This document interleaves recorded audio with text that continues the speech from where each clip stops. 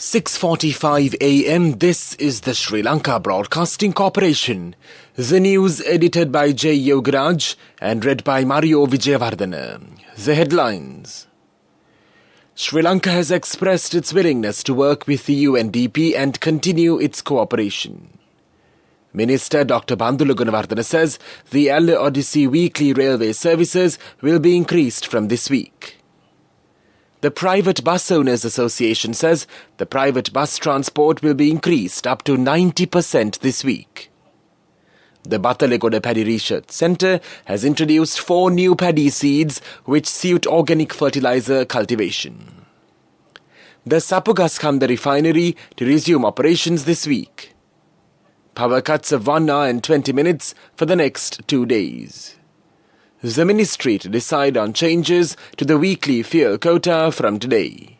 In news overseas, Egypt fire dozens dead in Giza Coptic Church. In sports news, Neymar scores twice in emphatic PSG win. The Minister of Mass Media, Transport and Highways, Dr. Bandula Gunawardena, says the Odyssey weekly railway services will be increased from this week. Earlier, this was operated during the weekends only. This service was used very often by local and foreign tourists. The increase in frequencies will attract more foreign tourists. The minister made these remarks while joining the first journey. The seats could be reserved via online modes. The Batalegoda Paddy Research Centre has introduced 4 new paddy seeds which suit the organic fertilizer cultivation. The centre plans to introduce these seeds during the upcoming Maha season. The Ministry of Agriculture says it will distribute these seed varieties to all the farmers through agrarian services centres. The director of the research centre, Jayantha Senanayaka, says the new seed varieties will produce more output of paddy. The seeds were designed using modern technology. The fuel quota issued under the National Fuel Pass System or the QR system is scheduled to be updated. The Ministry of Power and Energy stated that after analysing the data from the past week, the necessary changes made in the fuel quota for the next week will be announced today. Fuel was issued for vehicles under the fuel quota and according to the QR system with effect from the first day of this month. With the implementation of the system, the long queues at fuel stations have ended. Meanwhile, it is reported that the Minister of Power and Energy, Kanchana Wijesekara, has given instructions to take necessary legal and administrative decisions regarding filling stations that dispense fuel outside of the QR system.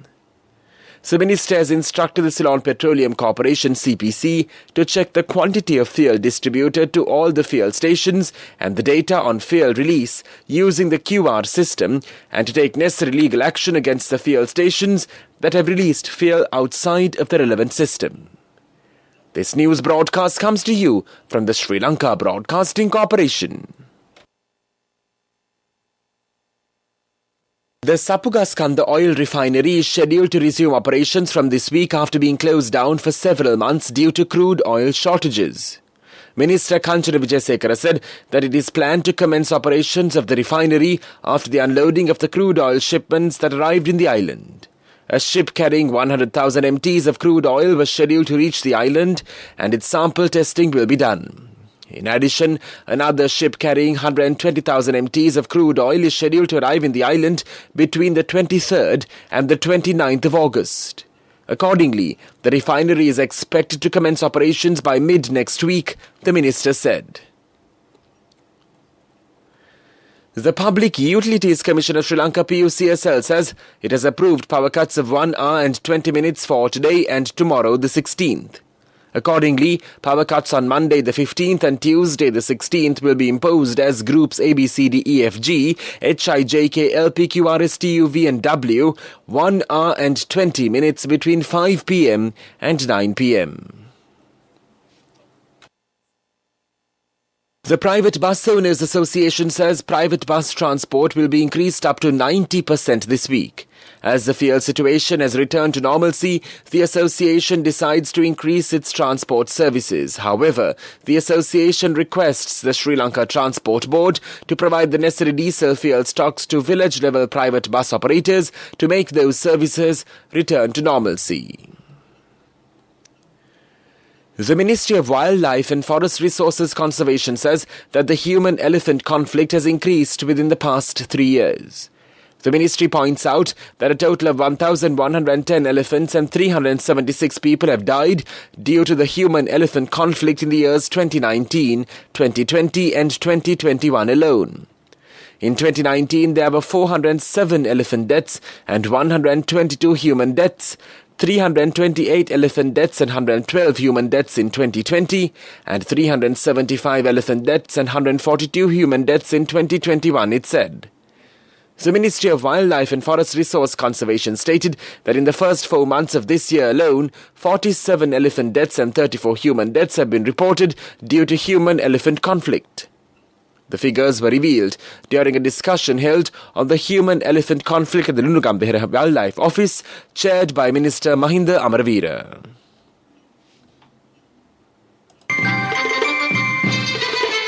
The main news story is brought to you by Siddhalepa Vedamahatmya. Sri Lanka's Foreign Minister Ali Sabri had met a visiting United Nations Development Programme Director recently and discussed ways to help vulnerable communities in the island, a statement said after the collapse of a currency peg following 2 years of money printing putting food out of reach for poor people. A statement from the ministry said that the Foreign Minister and the Deputy Regional Director also discussed ways to enhance cooperation between the UNDP and the Government of Sri Lanka to support social protection measures for the vulnerable communities and ensure sustainable recovery from the current challenges. Sri Lanka has expressed its willingness to work with the UNDP and continue its cooperation. The statement also said the Deputy Regional Director Bahuet affirmed the continued support and cooperation of the UNDP to Sri Lanka, particularly in the priority areas identified and recovery measures being taken by the government to overcome the current challenges. The main news story was brought to you by Siddhalepa Vedamahatmya. Watch Life is brought to you by A Strength to Your Life. CIB Janajaya Vasana has commenced. Valuable gifts and all bills are on 31st of October. Come to CIB today. Raids have been initiated to take legal action against bus crew members for charging bus fares higher than the revised bus fares, the National Transport Commission's Director Nilan Miranda said. He said the raids were conducted following complaints received by the NTC alleging that certain private buses charge more than the revised fare. Therefore, the NTC informs all passenger transport authorities to assign all their mobile inspectors to investigate the incidents on provincial buses. Moreover, the Director General said that several mobile inspection teams attached to the NTC have been assigned. A Strength to Your Life. CIB Janajaya Vasana has commenced. Valuable gifts and all bills are on 31st of October. Come to CIB today. In world news headlines, Egypt fire, dozens dead in Giza Coptic Church. Salman Rushdie off ventilator and able to talk.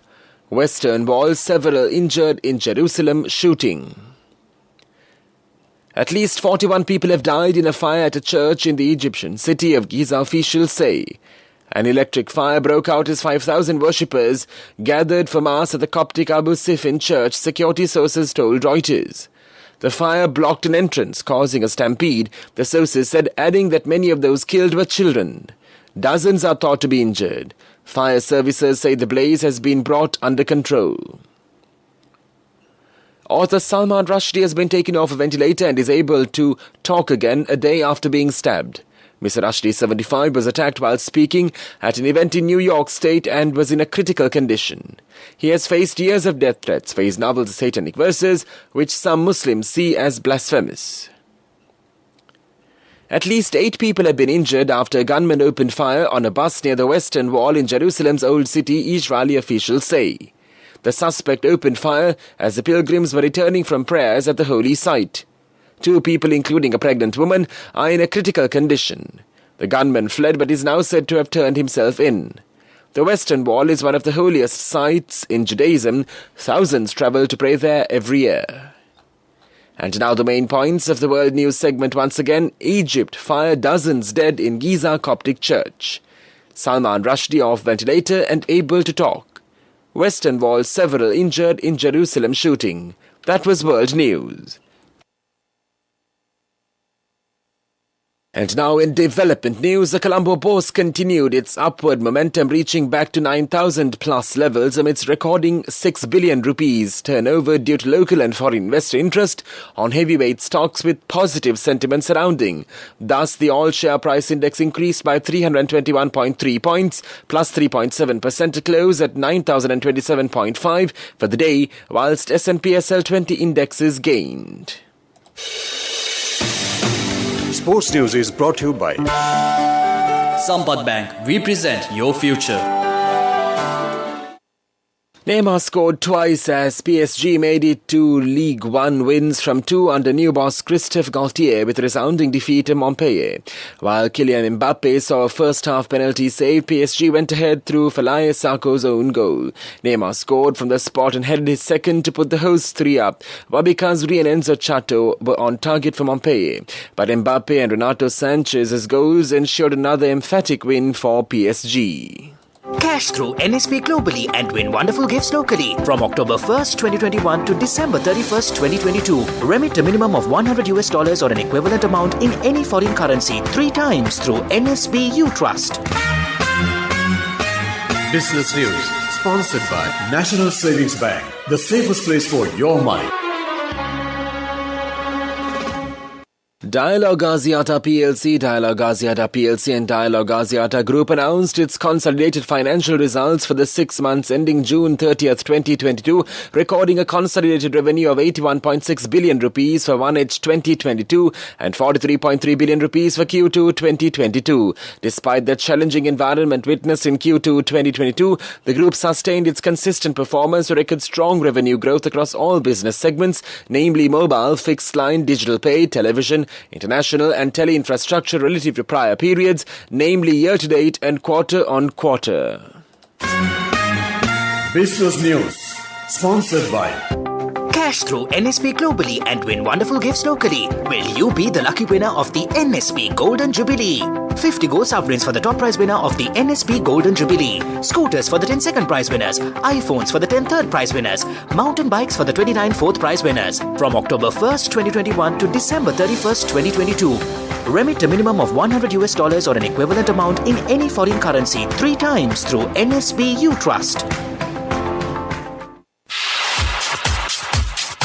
Economic news, courtesy of I bought my daughter a laptop for her work by managing my finances. Whatever the expenses may be, I can't afford to miss out on life's special moments like her birthday or our anniversary. So you need to invest to make your family's future flourish. Saving money isn't easy when you have responsibilities. That's why we promise to give you the best returns and guarantee on your investment. LOLC Finance Fixed Deposits. Maximize your savings. LOLC Finance PLC, incorporated on the 13th of December 2001, is rated SLA stable by ICRA Lanka Limited and is licensed by the Monetary Board of the Central Bank of Sri Lanka under the Finance Business Act number 42 of 2011.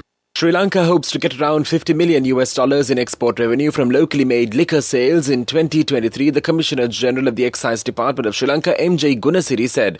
He said that last year Sri Lanka got around $25 million by selling Sri Lankan produced liquor overseas. However, this year, due to several local and global issues, foreign sales would not reach a high amount, but we expect this to pick up next year. Saving money isn't easy when you have responsibility. That's why we promise to give you the best returns and guarantee on your investment. LOLC Finance Fixed Deposits. Maximize your savings. LOLC Finance PLC, incorporated on the 13th of December 2001, is rated SLA stable by ICRA Lanka Limited and is licensed by the Monetary Board of the Central Bank of Sri Lanka under the Finance Business Act number 42 of 2011. And now for the weather report. The Met Department says showers or thundershowers will occur at several places over most parts of the island during the evening or night. Heavy showers above 100 millimeters can be expected at some places in the Sabaragamuwa, central, north central, Uva and southern provinces. The general public is kindly requested to take adequate precautions to minimize damages caused by temporary localized strong winds and lightning during the thunder showers. This weather report was issued at 7. Further details could be obtained by visiting the official website the department has issued last night. Meanwhile, the international weather forecast website AccuWeather.com reports that the day's weather was cloudy with occasional showers. Today's daytime temperature was observed to be around 29 degrees Celsius. There will be light showers in many places in the Colombo district in the night. Tonight's temperature will be around 26 degrees Celsius and there will be scattered showers in select spots late in the night. The ground temperature would be 27 degrees Celsius at the time of this news broadcast. The Air Quality Index AQI is 23, which shows a fair air condition in Colombo. The air quality is generally acceptable for most individuals. However, sensitive groups may experience minor to moderate symptoms from long-term exposure.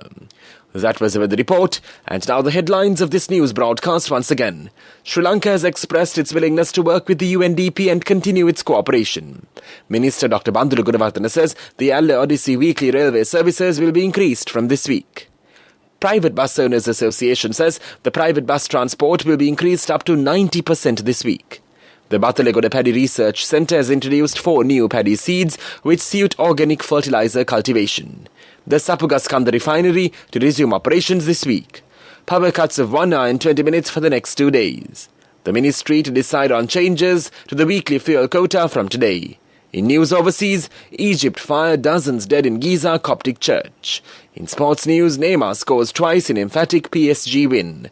That concludes this news broadcast. You're with Radio Sri Lanka.